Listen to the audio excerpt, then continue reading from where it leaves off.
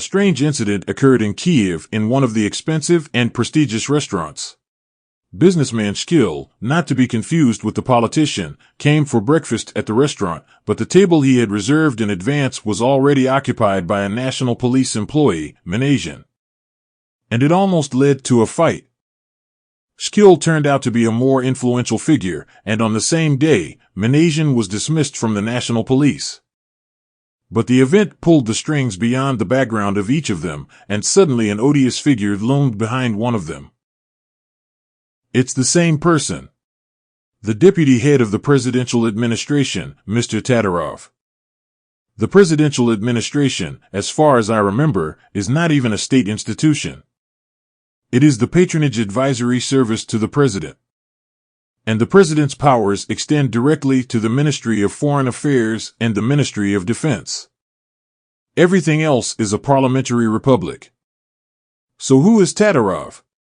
Even during President Poroshenko's term, he faced a whole bunch of accusations, primarily related to corruption.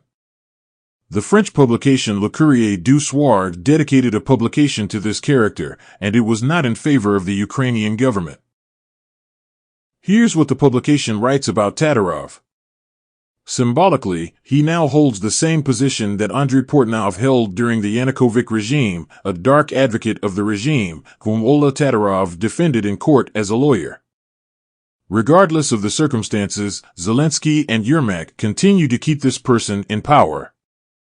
Rumor has it that he has influence over almost the entire law enforcement system, including the National Police, the Security Service of Ukraine, the State Bureau of Investigations, and the National Anti-Corruption Bureau.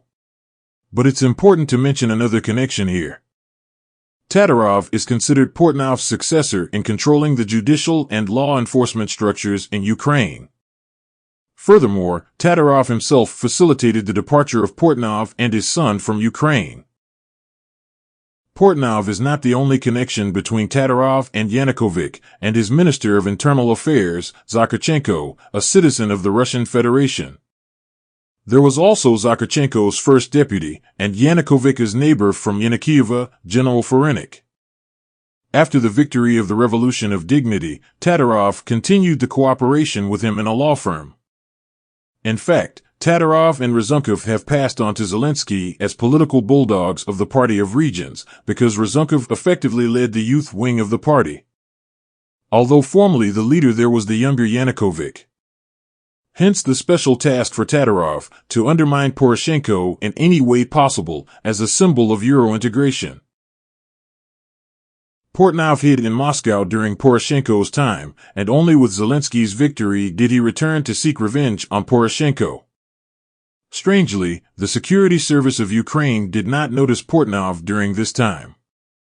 Even during the height of the war, they were not interested in his intentions. What's interesting is that Western partners have repeatedly pointed out to Zelensky the need to get rid of a whole list of 35 individuals from his circle. People that the partners consider to be Putin's long arm. Ukraine cannot simultaneously ask the West for money for the war and keep a whole bunch of Russian agents in Zelensky's inner circle.